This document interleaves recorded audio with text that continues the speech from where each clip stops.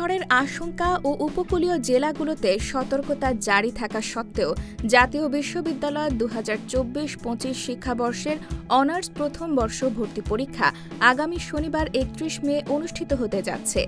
উপকূলীয় ১৬ জেলায় ৩ নম্বর সতর্ক সংকেত ও জলোচ্ছ্বাসের আশঙ্কার মধ্যেও বিশ্ববিদ্যালয় কর্তৃপক্ষ এই পরীক্ষা গ্রহণে অনড় অবস্থানে রয়েছে বলে জানিয়েছেন বিশ্ববিদ্যালয় কর্তৃপক্ষ।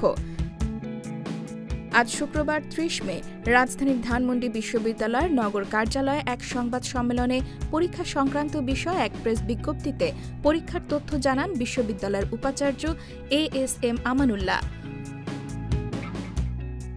উপাচার্য বলেন, জাতীয় বিশ্ববিদ্যালয়ের ২০২৪-২৫ শিক্ষাবর্ষের অনার্স প্রথম বর্ষ ভর্তি পরীক্ষা একযোগে দেশের ৬৪ জেলায় আগামীকাল শনিবার অনুষ্ঠিত হবে।